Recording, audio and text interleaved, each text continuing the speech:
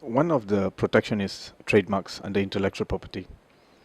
And where trademark is concerned, every single business will have at least one trademark to protect. They may have more, but at least one. Any businesses.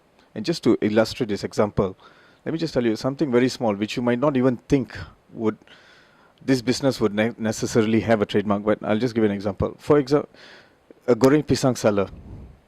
You see in the street, you will just look at him and you'll think it's a very small business. He doesn't really have a trademark.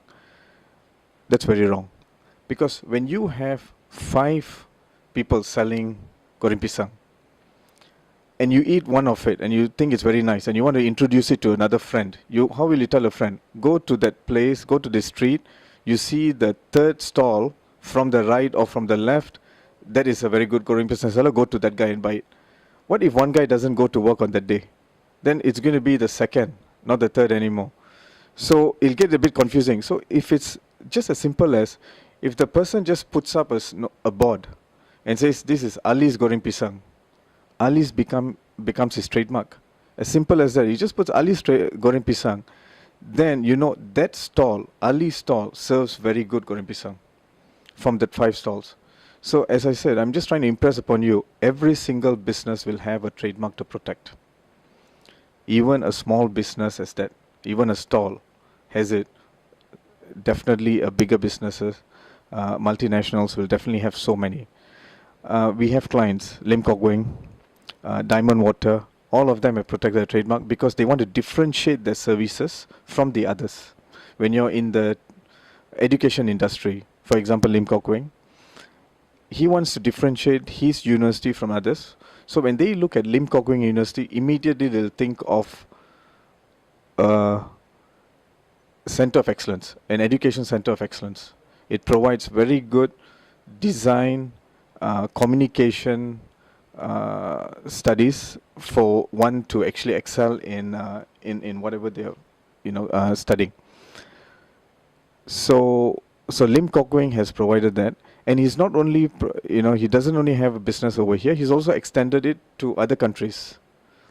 He's very big in Africa, and he's taken the brand out even to Africa, and he's having a successful business over there. Another example of my client, Diamond Water.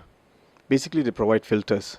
But why do they want to protect the name? Again, they want to differentiate their filters from other filters in the market. Because when someone uses their filter and they think the filter is a good filter, immediately when they see diamond products or diamond products out there in the market, they will know those are quality filters, quality water filters. And not necessarily it also has to be limited to filters. They have also expanded. Now they even sell other items under the brand name of Diamond. And whenever someone sees the brand name Diamond, they will always think it is of quality products. So that's the importance of filing a trademark, because you are spending a lot of money building some goodwill for the product or services that you're providing. You just want to make sure that you reap benefits from it, and you don't want another person come in between and riding on your goodwill and reaping benefits from whatever you have created. That is why you file a trademark. And once you have your trademark in place, another person will not be able to come up with a similar or any confusingly sounding name, which will pose a threat or be a competitor to you in the field unfairly. Because you have built the business up, they can always have a similar business, that's okay, but they should not call it a similar name as yours, because that's going to cause some amount of confusion to customers out there. So this is on trademarks. Now the next example is, under intellectual property, the next type of protection I would like to talk to you about is patents. This is very interesting because where patents are concerned, it protects a new idea, a workable idea. If you come up with an invention, or an innovation, it can be something even very small. It doesn't need to be something so super duper. It doesn't need to be a new computer. It doesn't need to be a new calculator or handphone. It can be something so simple. Let me give you an example. Post-it, for example. I think you've seen the yellow text Post-it which is in the market. I'm just skipping aside. Post-it as such, what is it? What does it comprise of? Pieces of paper. Paper has been around for thousands of years. Nothing new. And a glue that doesn't really work very well, because the glue doesn't stick that well. But this is such a well-known invention. 3M made millions of dollars from this particular invention that they came up with. So as I said, inventions do not need to be something so technically superior. It can be something simple as this. Paper that has been around for thousands of years, a glue that doesn't really work. But they still managed to file a patent. It was more on the arrangements. They filed a patent on it, and they managed to make millions out of it. Now, so patents protect any new technology, any new ideas, workable ideas that you have in the market. Now, I just want to give you another example. If you have a pot of gravy, you put a spoon in a pot of gravy, the spoon will just sink. How do you overcome that problem? What do you do? Sometimes you have a hook at the end of the spoon, so you can just hook it onto the pot of gravy, and that will stop the spoon from sinking into the gravy, so by dirtying the handle. But there's also another way to keep the handle clean all the time.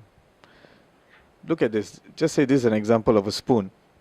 If you just have a bubble strategically placed at the tip of the handle, somewhere along here, if you have a bubble, whenever you put this into a pot of gravy, it will never sink. Just a bubble over here solves the whole problem. Something so simple. A bubble is free. It's just an air pocket. There's no cost at all to it. So it's only in the mold cost. In your beginning cost, you have your mold cost only. But apart from that, a spoon with a bubble or without a bubble is the same cost. But a spoon with a bubble has another added advantage. So something as simple as that, a spoon with a bubble, is a new invention. That is, it doesn't need, as I said, to be something so superior, so difficult. It can be something as simple as this. So many businesses, even in Malaysia, they have ideas, new ideas as such. Another type of protection under intellectual property, apart from trademark that protects the names, patents that protects a function, is industrial design. Basically, industrial design protects the aesthetic value of a particular product. Why is it important? When you have a product like this, 2 cups, we call it drinking means. What's the difference between the two? Function is just the same. There's no difference in the function. But there's some people who might want to buy this particular product, and another person might want to buy this cup. The reason being because of the shape. The shape, some might just like this shape. Some might like this particular shape, and you have so many different types of cups as well out there. Now, when one comes up with this shape and they want to protect this particular idea of theirs, just the design of the particular cup, they protect it under industrial design. Note that one can also ask me, a lot of my clients do ask me at times, but if I protect it like this and I come up with a different kind of cup with a different design, but it's still a cup, others can also copy? The answer is yes, you can. Because for industrial design, what is important is you are saying your design is really important and you need to get it protected, regardless of it having very narrow protection. Because if they make slight changes, you're not bothered. Let me give you an example. In the handphone industry, you look at the iPhone. iPhone has got a particular shape.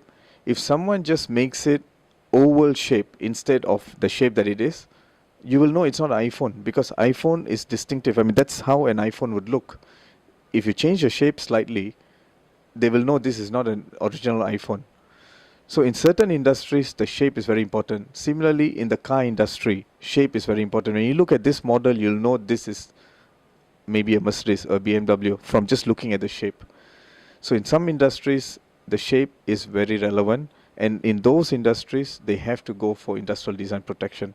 Another example would be the watch industry, the pen industry, sunglasses. These industries, furniture industry, industrial design is key.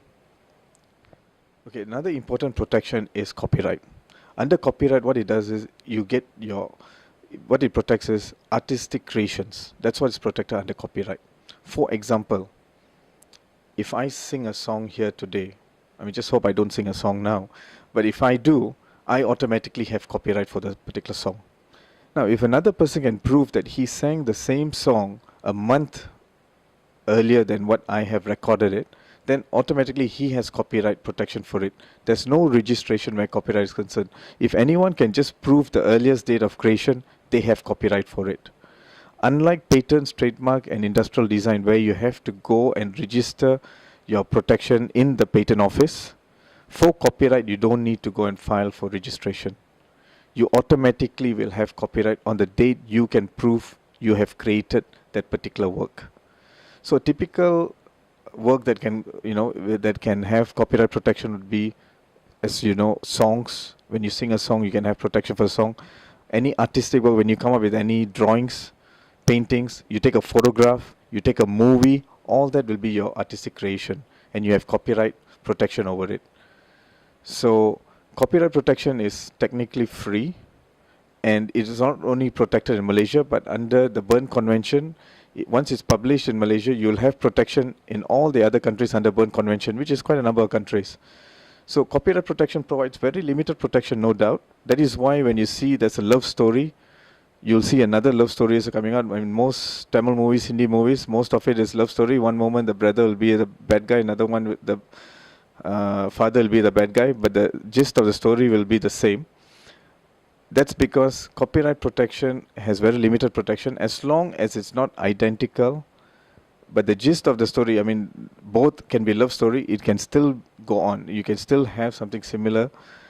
But it's still important because you want to stop another person from coming up with anything identical to your works. So even songs, you can always come up, someone comes up with a jazz song, you can also come up with a jazz song, but you just can't have the same tune. So copyright protection is limited, but it's very important, but it's fairly easy to get and it's free.